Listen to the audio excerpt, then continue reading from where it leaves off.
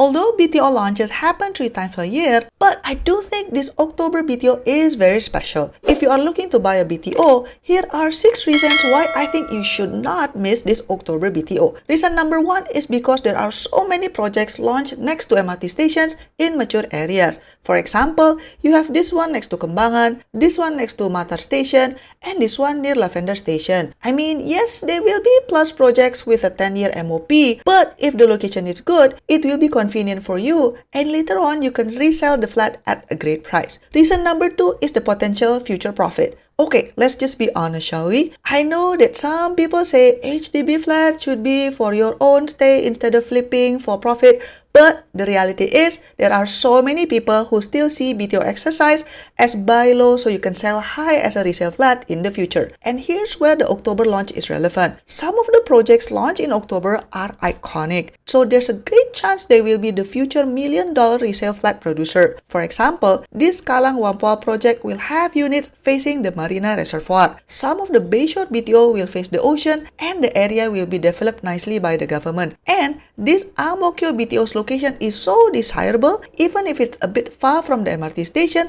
I'm still confident it can resell for over $1 million after the 10-year MOP has finished. You might ask, wait, isn't it there's an income ceiling cap for resale buyers if they want to buy a plus or prime project? Yes. But I checked, and if your household income just falls under $14,000 a month, on paper, it is still possible for them to qualify for the mortgage loan needed to afford a $1 million flat. Not to mention that you always have couples that got subsidies from their parents or retirees who are downgrading to HDB, etc. As long as the product is good and marketed well, I think there's always a crowd that wants to buy it. Reason number 3 is there's no guarantee that HDB will launch this many projects again, at least in the near future. Usually, HDB launches around 6 to 8 projects per launch, but this October, it's 14 projects lah. It's great that you have so many options. If you look at the historical number of applicants, actually the amount of people applying for BTO has declined over the years. From October 2023 until February 2024, the applicants are even less than 15,000 people. It just recently jumped to more than 23,000 for June simply because I think people are trying to secure standard flats as much as possible before the new HDB classification kicks in this October. So there's a possibility that the number of applicants will be back to its normal range of around 15,000-ish. But on the other hand, as you can see, the number of units offered in this October BTO is actually quite a lot. It's only beaten by November 2022 BTO. But do you know what else happened in November 2022 BTO? The number of applicants dropped from 39,000 to 24,000 when the supply was the highest. As a result, the application rate dropped from 7.8 to 2.6.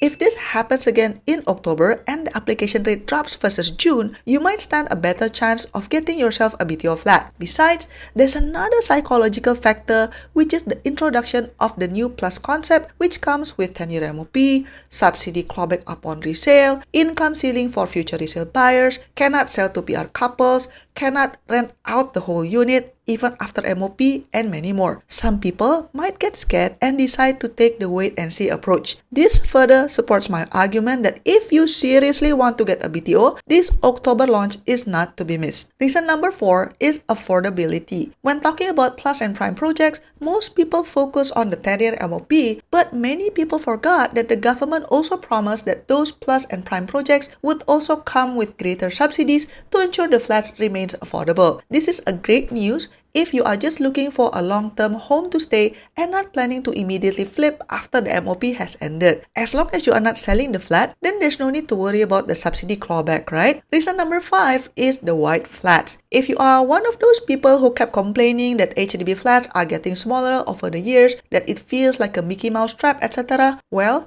the white flat concept might be suitable for you. Basically, these flats will not have internal walls between the living room and bedroom spaces, or in other other words, it will have an open concept. This is probably suitable for young couples who do not have any kids yet or not planning to, or seniors, etc. As this is a new concept that HDB is trying, there's no guarantee that they will launch another white flats concept in the future. It will depend on how the public is reacting to this October launch. So, if you are keen to have an open concept BTO flat, might as well apply now as there's no guarantee that it will be offered again in the future. Reason number 6 is faster development. At least that's what I'm speculating. Out of the 14 projects offered this October, 8 projects have less than 500 units. One of the projects at Kallang even only has 270 units, which is kinda small. But actually, that's not necessarily a bad thing. Smaller development in theory will mean that it should take faster time to build them as well. Strategically, this is probably intentional so that the flats can be delivered faster. So, if you want to move in fast, this is a great opportunity for you. So, what are the 14 projects offered in this October BTO exercise? Let's start with the 2 sites in Bedok. These are part of the much anticipated bayshore flats. Both Bedok sites have over 700 units on each side. But looking at the map, Bedok Site 1 is actually better because it's closer to the water and East Coast Park, making it more likely for more units to have an ocean view. I think these two for sure plus category lah, because there were too many hints in the past communication about bayshore. In terms of connectivity, there will be 2 MRT stations, so that's good. Facilities for healthcare, supermarket, preschool, etc. are also part of the plan. But I think the downside of being the early mover to this area is that you will need to endure the noise and dust for probably around 5 to 8 years as the area is being developed and new buildings popping out around you. There's actually a third site in Bedok, but it's not part of the bayshore extension. Instead, it is located near the Kembangan MRT station. I checked the map and it seems like it's currently a soccer field or something. I'm guessing that this will be categorized as a plus as well, simply because it's literally next to the MRT station, and Kembangan/Bedok itself is a mature estate. Another telltale sign that this will be a plus project is because it doesn't have a 3-room or 5-room option. Based on past launches, typically the 3-room in PLH model doesn't get as much attention. This is because, for most buyers, a 3-room is too small to accommodate family expansion. Project number 4 is located in Ang Mo Kio, next to the current Ang Mo Kio Library. I've passed this particular spot before, and it's actually not really near the MRT station. A quick Google search confirmed my experience because it is more than 1 kilometer away. However, although it's not near the MRT station, I'm guessing that this launch will be another plus project as well. Why? Well, the area is mature, a lot of amenities, and a lot of school options as well. Again, another telltale sign, no 3-room or 5-room flats. That supports my theory that this one will be another plus project. But personally, I think this one is worth applying. Next up, we will have not 1, not 2, but 3 projects in the Kallang Whampoa area. Analysts said that these 3 projects most likely will either be prime or plus considering the location. But the one near the Lavender MRT most likely will be prime because it has the view of Marina Reservoir. There's some speculation that this project will be the one piloting for the open concept layout called the White Flat. Basically, these flats will not have internal walls between the living room and bedroom spaces. This is probably suitable for young couples who don't have any kids yet or not planning to, or seniors. And I do agree that it's more environmentally friendly if you just don't build the walls in the first place if the owners intend to demolish it anyway just to have an open concept. But it would be interesting to know what will be the cost implications for families who just wanted to have a conventional flat with walls. How much do they need to top up to get the walls? The other 2 Kallang projects are not exactly near any MRT station. You would need to take a feeder bus. But the property agents interviewed by the Straits Times still speculate that these will be considered at least a plus project or even prime. If I have to guess, it's probably going to be a prime because we don't have enough prime yet in this batch. Next, we have 2 sites at Sengkang also up for grabs. I think these 2 will be the ultimate test for us to learn how the government decides whether a project should be categorized as standard or plus. Why? Because these 2 sites are actually near LRT stations.